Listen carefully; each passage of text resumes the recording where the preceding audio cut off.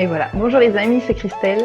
Alors aujourd'hui, je ne suis pas toute seule. J'ai un invité et c'est Cyriliel nous fait le plaisir d'être là avec nous aujourd'hui. Bonjour Cyriliel. Bonjour Christelle, ça va? Oui, ça va bien. Alors, je vais te présenter un petit peu. Donc, Cyriliel, toi, tu es une personne qui a de grandes connaissances sur l'ego. Et c'est pour ça que voilà, j'ai souhaité faire cet entretien-là avec toi aujourd'hui pour que tu nous parles de cet aspect-là, de notre relation avec les enfants. Et comme ça, tu vas pouvoir nous éclairer un petit peu sur nos pratiques et sur la place que l'ego a dans nos pratiques parentales. Voilà. Tout Donc, à fait. voilà. Donc toi, tu as un site qui s'appelle Au Bonheur des Anges et sur ce site-là, bien, tu proposes aussi aux gens qui le souhaitent des ateliers pour s'y connaître un peu plus avec tout ce qui est cet ego qui est assez compliqué, n'est-ce pas? Ah oui, c'est un travail, c'est vrai. Voilà, C'est du travail constant. c'est ça qui est Même quand tu compliqué. l'enseignes, hein, même quand tu l'enseignes, tu es obligé d'avoir une certaine hauteur justement pour faire attention. Et moi, j'y suis confronté tous les jours, hein. Je suis confronté à l'ego des gens qui viennent me voir en consultation, mais aussi au mien, hein. Donc, c'est un travail de longue haleine. C'est vrai que mon évolution a fait que maintenant, j'ai une complicité avec le mien qui me permet donc de voir les mécanismes, qui me permet d'avoir cette hauteur dont je te parlais. Et donc, grâce à ça, effectivement, de pouvoir accompagner les gens dans cette gestion, parce que on ne peut pas être beaucoup alors que ce soit dans le milieu de la spiritualité ou que ce soit dans le milieu de la psychologie, il y a beaucoup de gens qui pensent donc déjà on est dans l'ego, hein, rien que là, mais qui pensent devoir détruire l'ego ou le cacher, alors que non, faut vraiment dans une entente cordiale parce qu'on ne peut pas s'en débarrasser. Donc il faut qu'à un moment donné, on arrive à le maximum qu'on puisse faire, c'est le dissoudre dans l'ensemble. Mais il est toujours là. Et oui, et oui, et c'est pour ça donc qu'aujourd'hui on va faire cette entrevue, puisque moi, ben, mon credo, c'est l'éducation, et c'est Oui. essayer effectivement de montrer aux parents que dans notre éducation, on peut avoir comment s'éclairer un maximum pour apporter une éducation un peu différente de ce qu'on a connu, et donc pour être au maximum conscient de ce qu'on fait et gagner un petit peu chaque jour en conscience. Donc, et gagner un petit peu chaque jour de hauteur avec cet ego. Ah Voilà, oui, mais c'est ça, hein, c'est du gain-terrain. C'est vraiment ce que c'est, hein, c'est c'est gagner du ça. terrain. Les gens qui essayent de l'éliminer radicalement, ben, ils se trouvent face à, à un dilemme, un gros problème. Alors que justement, ces gens qui sont dans le game terrain, ben, effectivement, ils vont pouvoir évoluer favorablement et positivement avec. Et voilà. Donc, ma première question, ce serait, est-ce que toi, tu aurais déjà deux ou trois points pour nous montrer quand est-ce qu'on est dans notre ego? Quel Waouh! comportement on a quand on est, enfin, avec les enfants, des choses Oui. peut-être le plus, comment dire, des choses les plus basiques. Et tu dis, tu vois, quand tu fais ça, c'est ton ego qui a pris le Ben, contrôle de ton disons que comportement. déjà, il faut prendre conscience de quand est-ce qu'on est dans l'ego dans une journée, Voilà. c'est-à-dire 98% du temps. C'est-à-dire Oh que, mince. voilà, déjà, il faut comprendre que tout ce que l'on pense, on le pense à travers cet ego. C'est-à-dire que la réalité qui nous entoure, elle n'est pas telle qu'elle est réellement, et surtout avec les enfants, mais telle qu'on l'aperçoit. Et on l'aperçoit à travers plusieurs prismes. Et si on doit se cantonner, parce que sinon on pourrait parler des heures de l'ego, mais se cantonner par rapport à l'éducation des enfants, mais on est déjà dans un premier prisme, c'est celui de l'éducation que nous ont donné nos parents.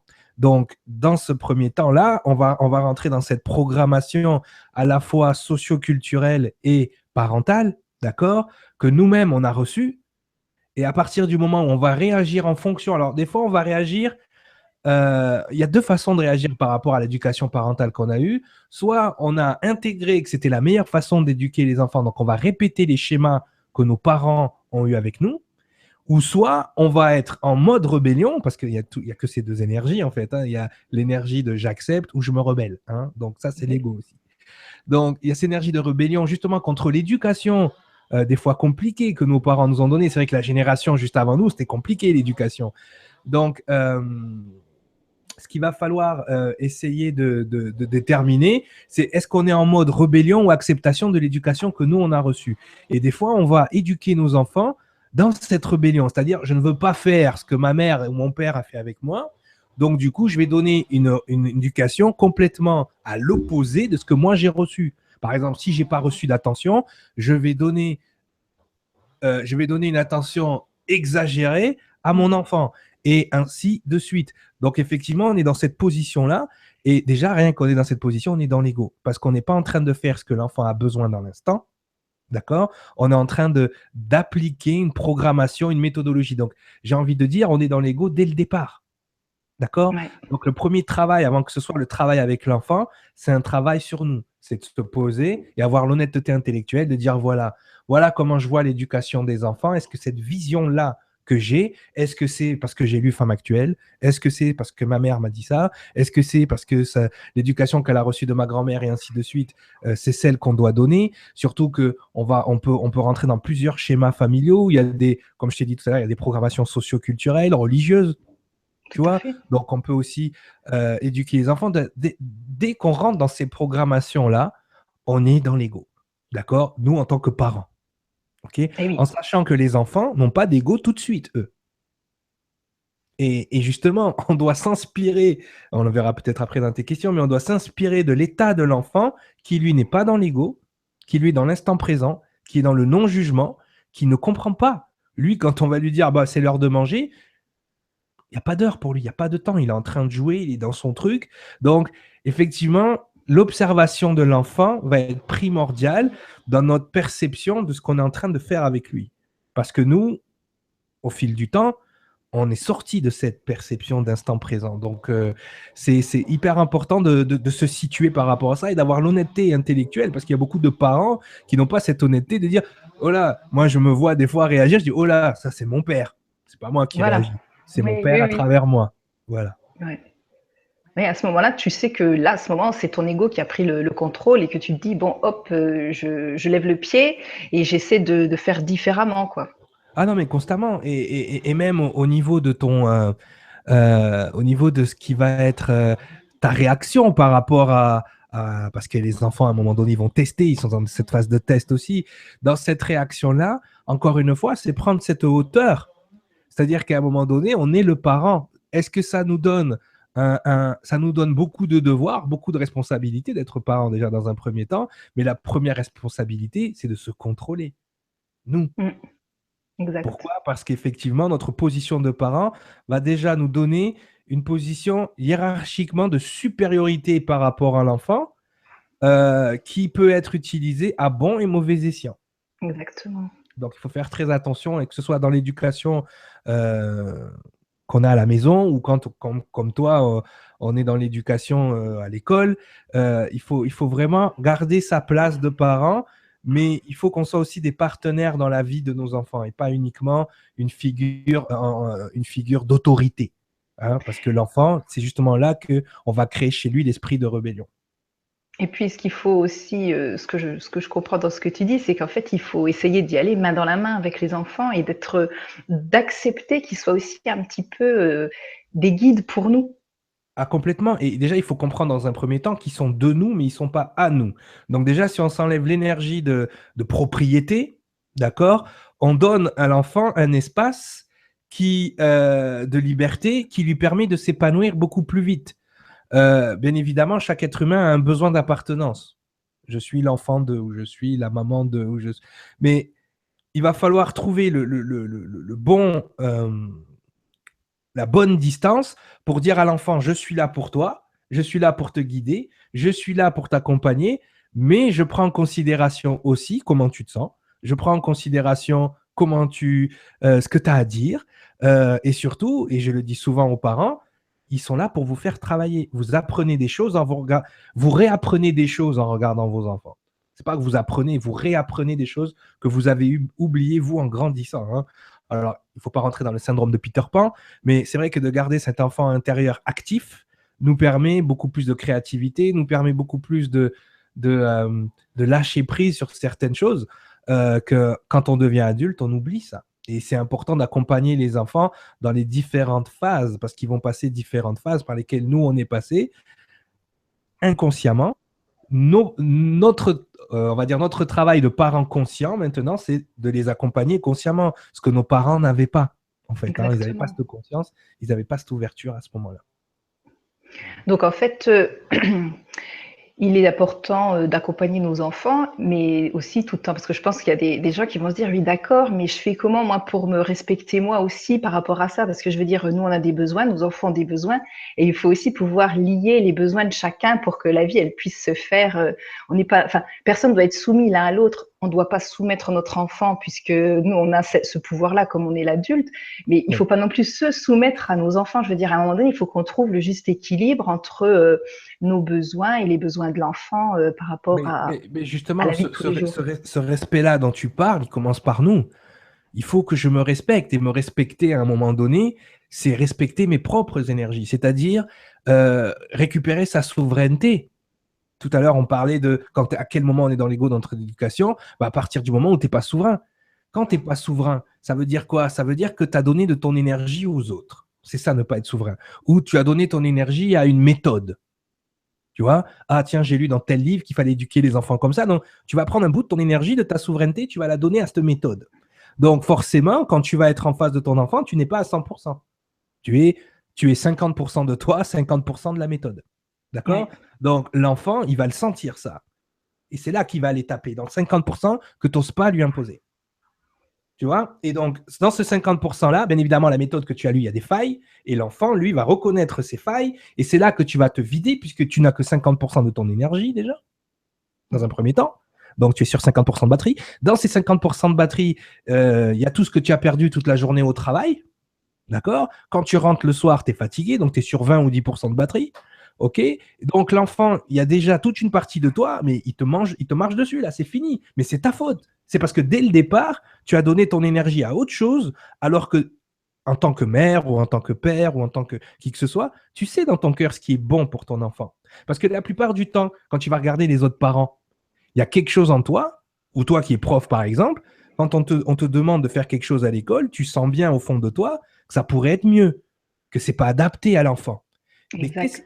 ce qui te parle, ce qui te montre que c'est pas adapté à l'enfant, c'est parce qu'en toi, il y a ce qui est adapté qui est en train de te dire ça, c'est pas adapté. Donc, ça veut dire qu'en toi, tu sais ce qui est adapté.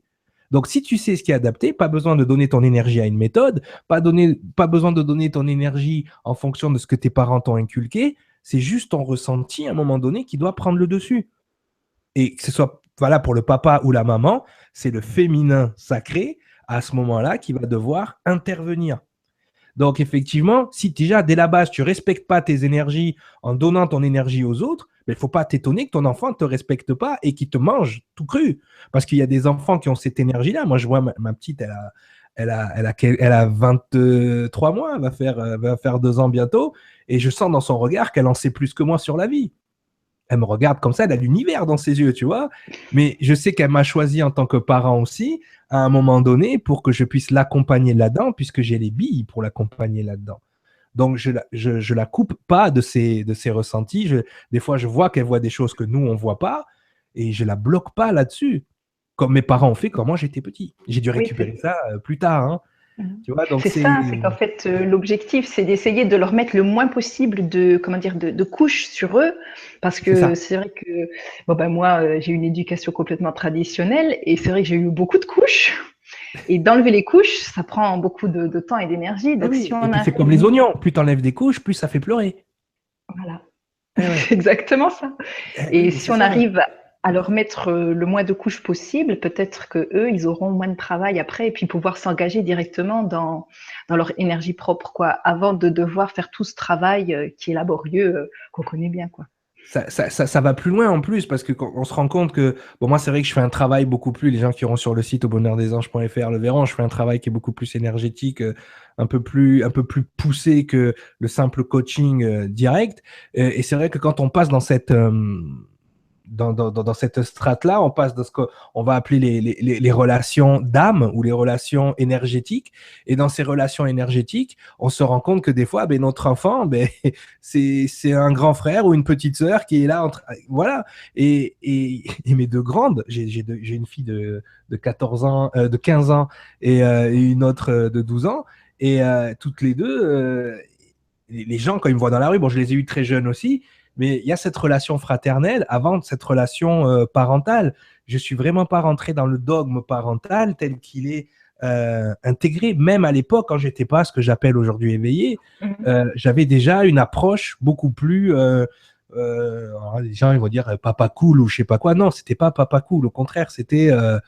voilà quoi, c'était, je les mettais devant leur énergie, devant ce qu'elles sont. Et ça, les enfants, ils ont besoin d'être reconnus. Il y a beaucoup de systèmes éducationnels qui créent une fausse humilité chez l'enfant. C'est-à-dire que ça va créer chez l'enfant quoi? Ben, la non-reconnaissance de lui. Tu vois, quand un enfant, il se regarde dans le miroir et qu'il dit je suis joli, tu as beaucoup de parents qui vont dire ah, il faut pas dire ça. Donc, l'un des principaux besoins de l'être humain, c'est la reconnaissance. C'est de se sentir important. Si à chaque fois qu'un enfant, on essaye de le rabaisser sur sa propre importance, qu'on ne lui montre pas son importance, qu'au contraire, on essaye de l'asservir, qu'on ne l'autorise pas à être, tout simplement, et bien là, c'est là qu'on commence à poser les premiers édifices de l'ego chez lui. Donc, les parents ne s'en rendent pas compte, mais c'est eux qui créent l'ego chez leur enfant. C'est eux qui créent l'identité à un moment donné. Donc, c'est comme tu as dit tout à l'heure, est-ce qu'on va créer un ego réfractaire ou est-ce qu'on va créer un ego sans le vouloir avec trop de couches sur lui à enlever, où il va être étouffé, ou justement on va créer un esprit ouvert. Et je pense que la première mission en tant que parent, c'est de créer chez l'enfant justement cet esprit ouvert et non pas fermé. Donc, après, on va peut-être déculpabiliser un peu les gens qui nous écoutent. C'est que comment dire, quoi qu'on fasse, je pense qu'on va y mettre quand même quelques couches auprès de nos enfants parce qu'on n'est pas non plus c'est obligé, complètement. Voilà. Donc, il faut aussi se déculpabiliser par rapport à ça. C'est le style de couche. Et même, je dirais aux gens, ne culpabilisez pas parce que encore une fois, c'est l'ego. Qu'est-ce que la culpabilité? Finalement, c'est la relation qu'on a avec le regard des autres ou avec une règle établie. On se sent coupable par rapport à une règle établie ou par rapport au regard des autres. Déjà, vous êtes les seuls à savoir comment vous devez éduquer vos enfants. Première des choses. C'est pas ce que je vais dire aujourd'hui ou ce que Christelle peut dire qui, voilà, nous on est là pour guider, vous amener des billes, mais ni plus ni moins, après c'est vous qui prenez les décisions. Mais cette culpabilité-là, c'est une énergie aussi, c'est une couche que vous allez mettre sur vos enfants. Donc ne culpabilisez pas, vous n'êtes pas coupable de ce qui se passe avec vos enfants, vous êtes responsable, oui, mais dites-vous qu'à un moment donné, tout est juste. Ce que vous allez apporter, ça va soit mettre votre enfant sur un chemin chaotique, difficile, mais qui va le forger. Hein, ça, c'est l'éducation un peu à la dure qu'on a pu recevoir. Ça va le forger. Allez, on l'envoie dans les champs. Hein. Ou d'un autre côté, vous allez lui donner une ouverture d'esprit qui va lui permettre d'être dans l'acceptation de beaucoup plus de choses et de vivre dans un autre paradigme. Parce que de toute façon, c'est les enfants et les parents qui ont des enfants aujourd'hui, vous vous rendez bien compte qu'ils ne sont plus du tout adaptés aux règles établies par nos parents et nos grands-parents. Donc nous, en fait, on sert de jonction entre les deux paradigmes.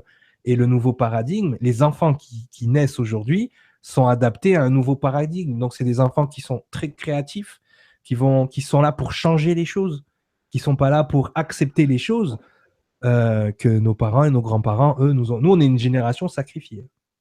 C'est sûr. Et on est là, voilà. Donc c'est ça. Il faut avoir conscience de ça. Et donc, je voulais te poser comme question, quelle astuce pour essayer donc de ne pas être dans l'ego, mais je pense que tu as déjà un petit peu répondu. Finalement, c'est. Non, mais déjà, on va juste pour, excuse-moi t'interromps, mais juste pour répondre à ça tout de suite, c'est que déjà au moment où je te parle, il y a plein de parents qui sont en train de regarder, mais il dit n'importe quoi, lui, c'est pas comme ça qu'il faut faire. Tu vois, c'est ça l'ego en fait.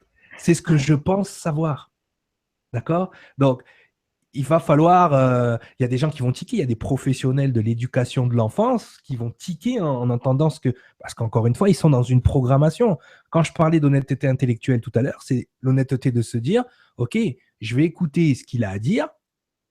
sans être influencé par l'éducation de mes parents ou ce que j'ai appris à la fac ou ce que j'ai appris. Voilà, c'est ça le premier chemin dans l'éducation de l'enfant. Parce que l'enfant, encore une fois, dans ses 6 premières années, il n'y a pas d'ego. Zéro.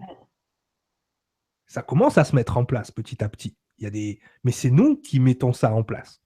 D'accord? En créant des dépendances, en créant des... En fait, l'ego s'installe chez l'enfant à la seconde où on lui fait valider une information sans qu'il ait expérimenté. Mange pas ça, c'est pas bon.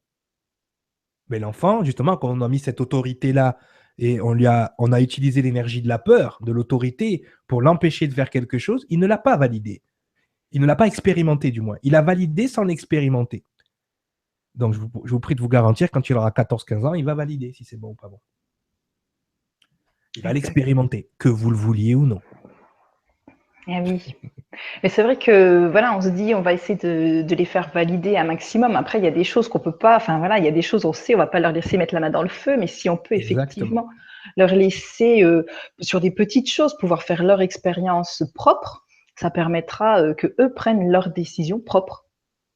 Et oui, il faut pas oublier qu'on a cette partie que moi j'appelle la créature, mais cette partie animale qui est dans l'énergie de protection aussi. D'accord? Il y a une protection Oui. naturelle envers sa progéniture. D'accord? Donc, il faut voir à quel niveau, effectivement, moi je me souviens, mon père me disait souvent, mais ça je l'ai expérimenté pour pas que toi tu aies à le faire. Donc, on a une expérience à léguer, mais cette expérience-là n'est pas validée chez l'enfant. Et il y a beaucoup de choses que vous allez dire. Au début, ils vont dire, hein, c'est quoi l'adolescence? C'est l'âge de rébellion. À l'adolescence, qu'est-ce qui se passe chez l'enfant?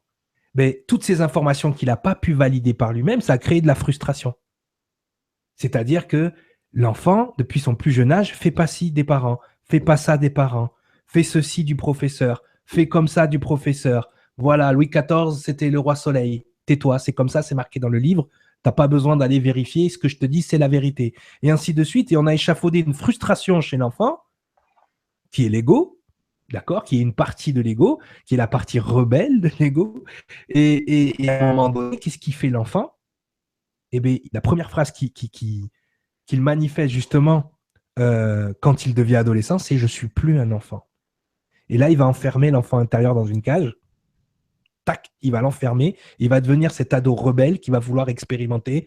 Eh ben, ça peut passer par les drogues, ça peut passer par les virées avec les copains, ça peut passer dans tout ça, parce qu'à un moment donné, ben, on a mis tellement la laisse que le dragon a été libéré et c'est fini. Et à partir de ce moment-là, on ne les contrôle plus. Et les enfants ont cette phase rebelle où en fait c'est une phase d'apprentissage personnel dont ils ont besoin, que les programmations et les adultes l'ont privé. Donc pour eux, être un enfant, c'est plus cool. Au début, c'était cool parce qu'on s'occupait de nous. Ah, au début, on s'occupe de l'enfant, on a une intention super attentionnée, on est à fond sur eux. Et puis dès qu'ils ont l'âge de manger tout seul, de marcher tout seul, de faire les... Eh bien tout d'un coup, non, les parents ont envie que l'enfant s'émancipe. Donc, on passe d'une attention surexagérée à non, maintenant, débrouille-toi. L'enfant, il ne comprend pas. L'enfant ne comprend pas. Ah, mais il faut le rendre autonome. Mais c'était dès le départ qu'il fallait le rendre autonome. Tu vois? Et maintenant que tu le lâches, donc il se sent abandonné par ses parents, donc c'est plus cool du tout d'être un enfant. Bon, vous m'abandonnez et en plus, vous me traitez comme si... Non, maintenant, je suis moi aussi un adulte. Je peux prendre mes décisions, je peux aller tout seul au magasin. Et donc, à partir de là, c'est la rébellion. Et là, c'est là que l'ego est cadenassé à vie. Jusqu'au moment où on s'éveille. Mais sinon, c'est à partir de ce moment-là que c'est cadenassé. Voilà. Mais il est toujours possible de revenir sur son ego, quoi. Ouais, Quel tout le que temps. soit l'âge. Hein. Constamment. Il faut rester C'est à positif. 33 ans, tu vois. Oui. 33 ans, ça m'est arrivé, donc il a fallu du temps. Hein. Donc toi, si tu veux, si j'ai bien compris, les petites astuces que tu donnes justement pour essayer de contrebalancer son ego, bah, c'est de rester à l'écoute de son enfant finalement, D'être comme lui. D'être comme lui. Je vais pas faire mon Jésus, mais soyez comme les enfants. C'est-à-dire que la meilleure éducation que vous pouvez leur donner, c'est, toi tu appelles ça être à l'écoute, mais c'est être vraiment dans ce... Moi je détermine 2 styles d'ego, ce que j'appelle le méca-ego, c'est-à-dire l'ego mécanique, automatique, tu vois, qu'on a mis instauré grâce aux programmations, qui lui va appliquer bêtement. Hein. Alors ce méca-ego, lui, qu'est-ce qu'il fait? Ben, il questionne, il dénigre, hein, et puis il rejette. Tu vois, ça, c'est son l'ego de base. Hein. Vraiment, il va questionner, mais c'est qui ce gars-là c'est qui ce type-là? Il sort d'où, lui tu vois? Et puis après, une fois qu'on a questionné, on va dénigrer, mais qu'est-ce qu'il en sait? Lui, il dit n'importe quoi, blablabli, blablabla. Et après, on va rejeter. Ça, c'est le méca-ego. Tu vois? Et après, tu as le méta-ego, mais c'est celui des enfants, c'est celui qu'on a dès la naissance, en fait.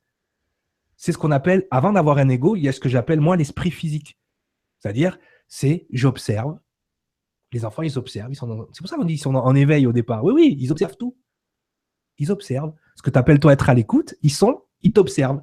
Ils sont pas en train de penser ce qu'ils vont faire à manger le soir. Ils sont pas en train de penser aux factures de je sais pas quoi. Ils sont pas en train de penser à ce que la belle-mère, elle a dit au repas d'avant. Non, non. Eux, ils observent. Ils sont dans l'instant présent. Donc, ils accueillent absolument tout, les informations. Ben, vous devez vous mettre dans cette position. Vous devez observer, accueillir les informations. Un bébé, au début, ça ne parle pas.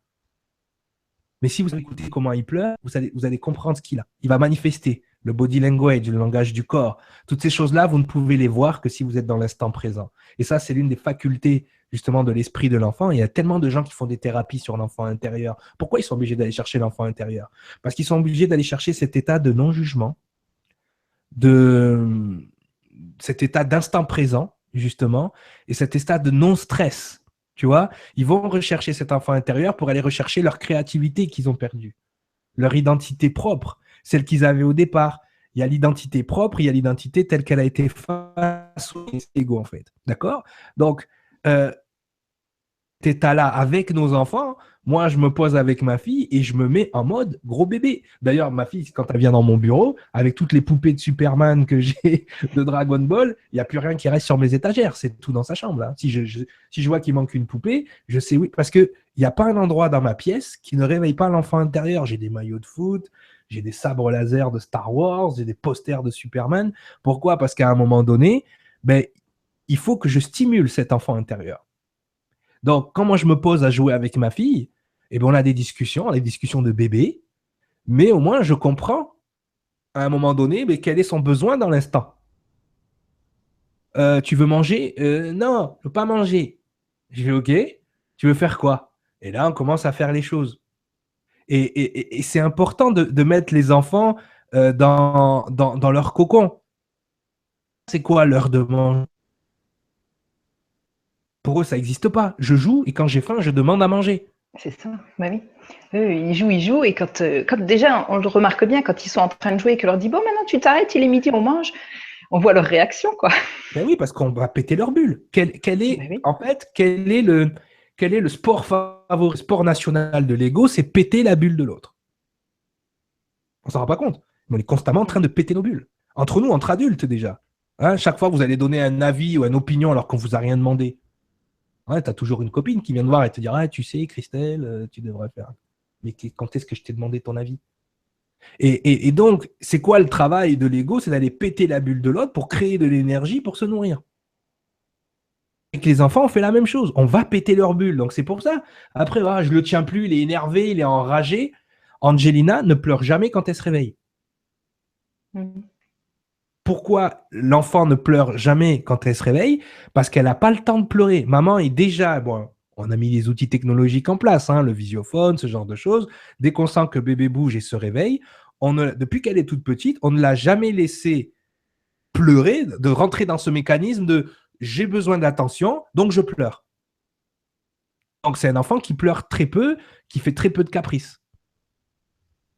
Pourquoi? Parce que dès le départ, on n'est pas rentré dans ce mécanisme que beaucoup de parents mettent en place inconsciemment. C'est quand tu pleures que je viens te donner de l'attention, ou c'est quand tu pleures que je réagis.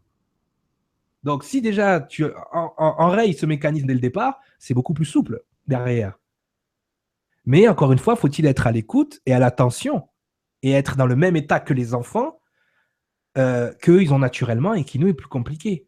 Parce que quand tu rentres de travail, que tu as passé une sale journée, que ta belle-mère, elle te prend la tête, que tu as les autres qui sont un peu plus grands, qui ont toujours besoin de quelque chose, que tu as le mari qui fait des réflexions sur comment tu es habillé et qu'en plus, tu dois être dans l'instant présent avec ton petit. Donc, par quoi ça commence? Par créer un espace, créer une espèce de, pas de havre de paix, mais presque, de créer une condition optimale autour de soi et ça commence par soi. Donc, l'éducation des enfants passe par une auto-éducation personnelle constante. Eh oui. Alors, c'est pas évident, comment dire, c'est compliqué parfois à admettre qu'il faut, avant d'éduquer nos enfants, ou au moment où ils sont là et qu'on doit les éduquer, bah, essayer de réfléchir sur soi et puis d'avoir aussi une vision de soi qui soit Eh oui. comment dire, juste Mais et honnête. on a intégré qu'on était les parents, donc on a savait plus qu'eux, et que du coup, on avait une autorité, et donc du coup, on a mis en place des mécanismes justement de supériorité à infériorité, et à partir de ce moment-là, on a déjà créé une fracture, juste là. Mmh. Donc, certains vont dire oui, mais il faut. Moi, je suis un jeune métis qui a grandi dans un quartier sensible. L'éducation que m'a donnée mon père, était prédestiné. Tu es un jeune bronzé, si tu veux, en France. Voilà, tu vas devoir avoir des meilleures notes que les autres. Au foot, tu vas devoir être plus fort que les autres. En ceci, tu vas être parce que il y a le racisme, parce que donc il y a déjà un conditionnement qui fait que ça crée une fracture entre moi et les autres. Ça crée une fracture avec lui parce qu'il est très dur avec moi pour pas que je tombe. Et c'est vrai que de tous mes amis, je suis le seul qui n'a pas été en prison, tu vois. Donc, donc voilà, effectivement, il y a quelque chose qui fait que, parce qu'on doit répondre aussi à l'environnement hostile, si tu veux. Mais en même temps, ça ne m'a pas empêché de faire des bêtises, hein, Eh oui, tu vois, comme tout le monde. comme tout le monde. Donc, toute raison gardée, je pense qu'on a en nous, si on va faire les grosses ou les petites bêtises, dès le départ. Maintenant, l'éducation qu'on va donner, si on fait trop de prévention, on empêche l'enfant d'expérimenter. Si on l'empêche d'expérimenter, on tente son ego d'aller expérimenter plus tard. Donc, il faut savoir, comme tu dis, trouver. C'est qu'une question. D'équilibre, oui. Et aussi, d'après ce que j'ai compris de ce que tu dis, bah, finalement, c'est de se faire confiance et d'écouter ce qu'on a au fond de soi et d'être, comment dire? De réussir à assumer ce qu'on a au fond de soi et si j'ai décidé ça pour mon enfant, bah, c'est que c'est ça Règle de base et pas numéro un. Si tu ne te fais pas confiance, et pourquoi veux-tu que ton enfant ait confiance en toi? Parce que voilà. t'es son père et t'es sa mère? Non. Non, non. Effectivement, et la confiance en soi aussi, c'est mal perçu, parce que la façon dont tu expliques la confiance, c'est très bien, c'est exactement ce que c'est. Les gens qui parlent de confiance en soi, ils confondent avec l'estime de soi. L'estime de soi, c'est quand l'ego, si tu veux, il a confiance en lui-même. C'est-à-dire que l'ego, il a confiance en son potentiel, il s'aime en gros. Il en faut de l'estime de soi, il en faut une certaine dose. C'est la nourriture de l'ego qui va lui permettre de faire ou de ne pas faire quelque chose, cette estime de soi. Mais il y a quelque chose de plus fort qui est la confiance en soi. La confiance en soi, c'est quand justement ton ego, ton mental, la partie masculine de ton être, fait confiance à la partie féminine qui, elle, est beaucoup plus dans le ressenti, dans l'information un peu irrationnelle, dans tout ce qui va être créatif, d'imagination, parce qu'il faut toujours, avec un enfant, il faut toujours improviser, inventif. Et si tu crées une méthode, c'est mort. Hein. Si tu te places dans une méthode, c'est mort. Tu n'y arriveras pas. Mais dès que tu es inventif, dès que tu es capable de répondre à la créativité, parce qu'ils sont très créatifs quand ils veulent faire des bêtises. Mais si toi-même tu es créatif de ton côté, dans ce côté féminin justement, pour pouvoir, et je parle aussi pour les papas quand je parle du côté féminin, pour pouvoir contrer cette, comment dire, pour pouvoir contrer leur créativité, ben là, tu n'es plus dans un conflit, tu es dans le jeu. Et quand tu es dans le jeu avec les enfants, tu es dans un aspect ludique, donc toi, tu t'amuses, eux s'amusent, tout le monde est content. Exact. Mais Tu oui, vois? Donc, oui, c'est oui. important, cette confiance en soi, parce que c'est savoir écouter notre partie féminine. Hein, je l'appelle, c'est la partie féminine, ce que certains appellent le féminin sacré. C'est la partie féminine qui nous permet, à un moment donné, ben, d'être aussi créatifs, ingénieux qu'eux, et d'être aussi dans cette attention, dans cette tendresse, dans cette énergie maternelle, même pour les papas, important. Parce que juste, je vais travailler, je ramène le gibier à la maison. Hein, il y a toute une partie à avoir une connexion avec l'enfant. C'est important d'être dans cette confiance de cette partie-là de nous. Et comme on n'a pas, c'est parce qu'on n'a pas confiance en cette partie-là de nous qu'on va aller chercher des méthodes, qu'on va aller chercher dans les programmations de l'éducation que nous ont donné nos parents pour trouver des solutions, alors que la solution, on l'a en nous, dans l'instant présent, là tout de suite. On a la solution, il suffit juste de se mettre dans la même vibration que l'enfant. Eh ben, écoute, je crois qu'on a fait le tour. Eh En bien, tout cas, je suis ravie de tes réponses. Et, enfin, je suis ravie de cet entretien. Ça me fait chaud au cœur mais ça me fait d'entendre plaisir, tout hein, ça. ça me fait plaisir. C'est vraiment agréable de voir qu'effectivement, finalement, c'est pas si compliqué. Et en même temps, c'est compliqué. Donc, c'est pas Exactement, mais c'est l'équilibre dont on parlait. C'est parce que moi j'en parle comme ça a l'air évident ou pas du tout évident. Mais disons que dans l'absolu, voilà, c'est quelque chose qui c'est un équilibre à mettre en place. Comme se mettre dans la vibration de l'enfant tout en restant dans la vibration du parent, c'est-à-dire responsable, protecteur, mais pas trop. Et voilà, c'est toujours attention, mais pas trop. Tu sais, c'est en mettre, mais pas trop. En mettre suffisamment pour laisser un espace d'épanouissement à l'enfant. Et si j'ai un message à passer aux parents, n'essayez pas d'appliquer les vieilles méthodes ou les vieux modèles à ces nouveaux enfants qui viennent d'arriver. Il y a déjà une évolution génétique considérable. Ils ont une faculté de s'adapter et une faculté aussi de transformer les choses qui sont mises en place. Donc, ils vont pas être compatibles avec l'ancien monde. Ils sont déjà, je dirais même, biocompatibles avec le monde qu'ils sont en train de créer eux. Donc, nous, on est là en mode transition. On n'est pas là pour leur appliquer. De toute façon, il n'y a qu'à le voir. Sans vouloir la nommer, notre cher ministre de l'Éducation nationale, Najed, si tu m'écoutes, arrête tout, hein, parce que tu fais n'importe quoi. Parce qu'elle ne se rend pas compte que les anciens modèles, les anciens systèmes ne sont plus adaptés. Il ne faut pas s'étonner qu'il y a des gamins de 12-13 ans qui arrivent avec des théories conspirationnistes à l'école, parce qu'effectivement, à un certain niveau, ils voyaient pas. Ils ont déjà cette lumière de dire, mais attends, tu m'as pris pour un jambon ou quoi? Tout de suite. Tout de suite. Donc, il faut, il faut recréer l'école. Il faut recréer, et ça, il faudra le faire en partenariat avec les enfants. Il faut arrêter que nous, les parents, on pense qu'on va leur imposer quelque chose qui est plus adapté à eux, que nous, on sait mieux. Non, c'est eux qui vont nous dire ce qui est plus adapté à eux. D'accord? Et ça, tout doit se faire à l'écoute et en partenariat avec eux. Parce que sinon, on s'en sortira pas. On va faire les mêmes bêtises que nos parents en essayant de leur imposer une mécanique qui finalement ne crée que des petits soldats qui ne sont là que pour engraisser un système défaillant. Donc, il faut aller vers quelque chose de plus en accompagnement, voilà, et en transformation. Ah ben, je trouve que c'est un joli mot de la fin. Donc, je pense qu'on va rester là-dessus. Eh bien, écoute, Alors, merci beaucoup. bien avec Et plaisir, puis, voilà. Et puis, bah, bonne continuation à toi. eh Et bien, peut-être à bientôt. eh bien, toi aussi, bonne continuation et merci de Salut, m'avoir invité dans ton émission. je t'en Bye prie. bye.